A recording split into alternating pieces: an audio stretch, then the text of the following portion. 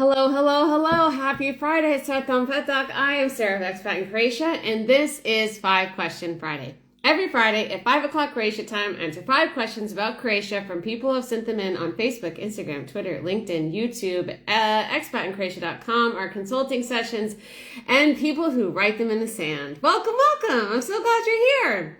We've got 5 great questions. This is going to be a quick one today, so let's go ahead and dive into it, shall we? All right, so our first question comes from Zoran on one of our consulting sessions. I'm putting together my citizenship application. Does the 6 months from the date of issue rule apply to my passport? No, it doesn't.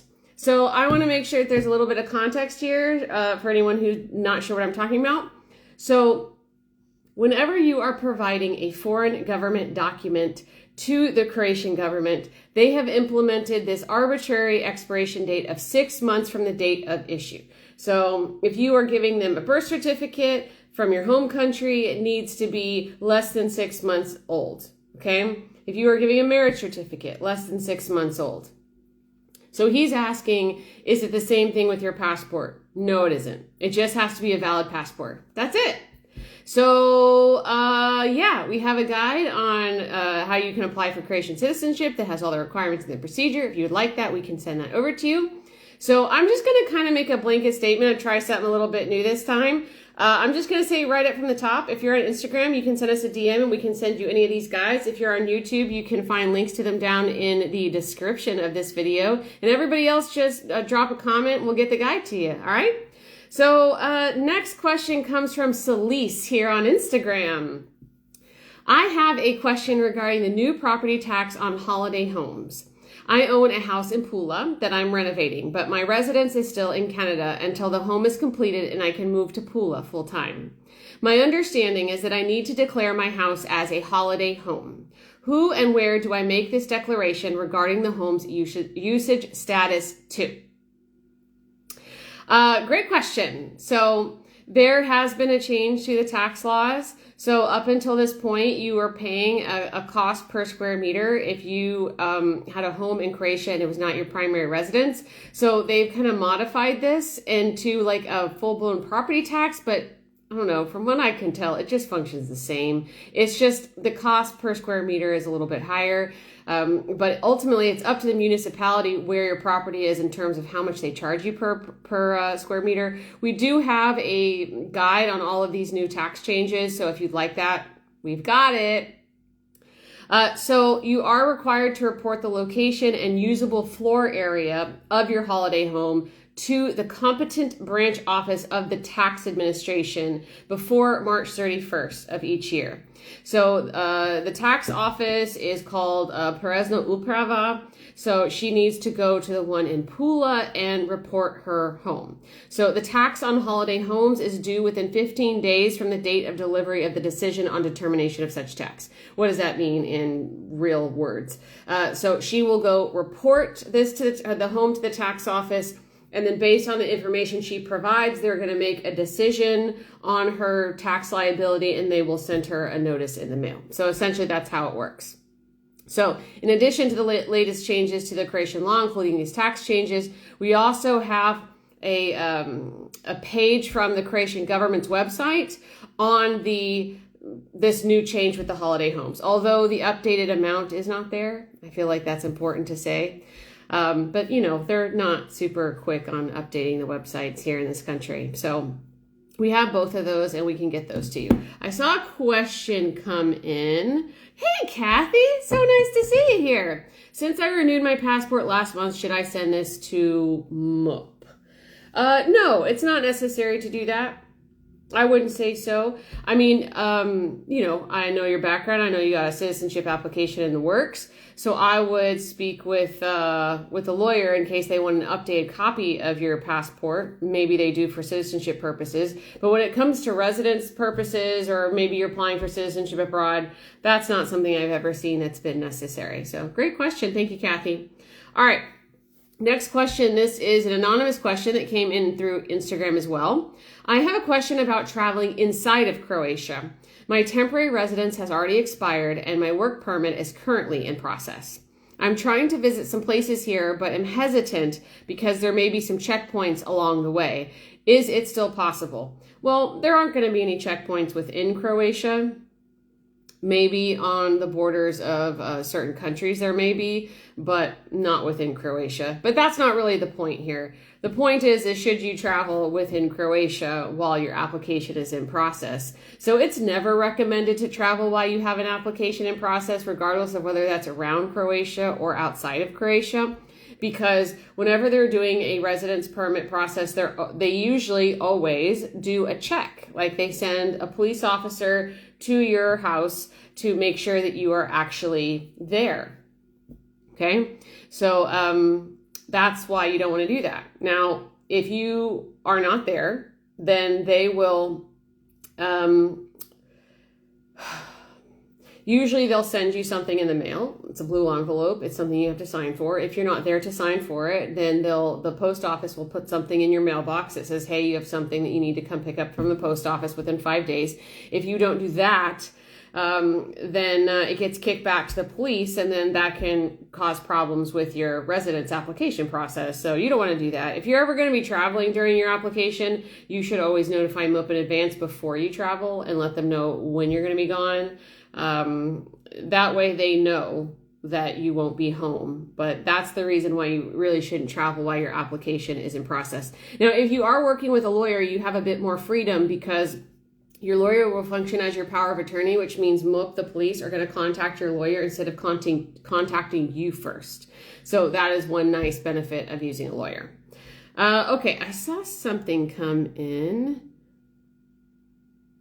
All right. I am a resident of Croatia. How many months can I go holiday in my home country? So it depends on your basis for residence, but if you have usually how it is for third country nationals, so third country national is anyone who is not a citizen of the European Union or EEA area, you can leave Croatia for up to 90 days per year. But you cannot leave for more than 30 days at one time. So that's important to know. Okay, did I get all the questions? Yes, I did. All right, so our next question comes from Megan on the 5 Question Friday forum. My sister, who is a dual U.S. and Croatian citizen, is considering buying a house in Croatia.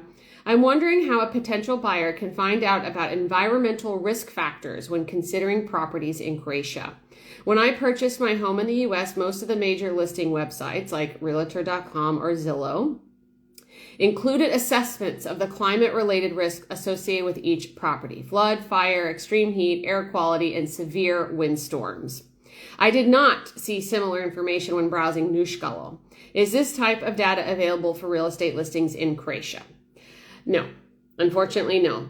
Nuškalo is more like Croatia's Craigslist rather than a Zillow. There's no similar website or app that is similar to the one that you have experienced in the U.S. So for environmental risks, you would need to use other options like an app for air quality to check for air pollution.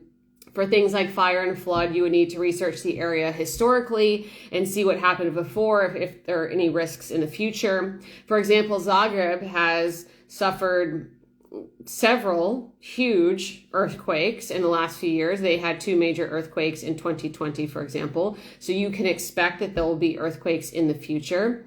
And the same goes for the coast with regards to wildfires. So we have had wildfires over the last 12 years since I've lived here.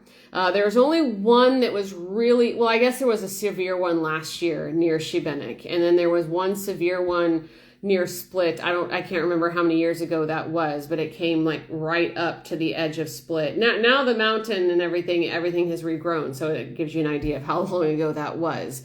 So yeah, it's a bit more of a manual process. Now, Daniela, my colleague who did the research, she did find a couple of resources for this. So one is the scientific research for climate change in Croatia. And then that is from a Croatian organization. And then there's, I'm going to say some Croatian words now. Državni hidrometeorološki zavod. So the State Hydrometeorological Institute, sources on climate change in Croatia. That's also from a Croatian institution. So we've got those and we can give those to you. All right, this is our last question for today. This comes from Vikas on consulting. I'm an Indian national and currently living and working in Croatia for the past 6 years, and I hold permanent residence in Croatia. My spouse is also a Croatian citizen. I would like to know if I can buy a property for residence purposes and if it is a complicated process. So I want to explain who can buy property and who cannot buy property so that it's clear. So Croatian citizens, EU citizens, EEA citizens, they can buy property, any kind of property, however they want. They don't need permission. It's quite easy for them to do so. But third country nationals, their ability to buy property is based on reciprocity. Reciprocity agreements essentially say your citizens can buy property in my country, my citizens can buy property in your country. So Croatia has individual reciprocity agreements with countries across the world. Not all of them, but a lot of them. Now, in the US, it's weird because Croatia has reciprocity agreements with individual states, not the US federal government. And with Canada, it is also based on province as well, which is strange. And with Bosnia, Bosnia has 3 distinct parts, and so they have an agreement with each part. Now, for the most part, this is based on citizenship. However, there are some reciprocity agreements that are based on citizenship as well as residence. A great example of that is Australia. Their reciprocity agreement says that only Australian permanent residents in Croatia can buy property. So if you're an Australian citizen, you can't just come here and buy property. You have to hold permanent residence before you would get the option to do so. So now that we have set that context, India does not have a reciprocity agreement in place with Croatia. However, this person is married to a Croatian citizen, been here 6 years, has permanent residence. They most likely qualify for citizenship. So once they become a Croatian citizen, they can buy property freely. And then that's how they can do that. So we have a ton of real estate resources. The one guide that I want to point you into in particular is 8 things to know about buying Croatian property. And in that, we have a link to the latest list of reciprocity agreements in English on the government website. So that way you can take a look at that to see if your country has reciprocity. So that's it, guys. Yeah, we totally ran through this one. Thank you so much for being here. That's it. Anything else to say? So I hope that you all have a wonderful weekend. Thanks so much for being here. And I'll see you next Friday. Ciao, bye, vidimo se.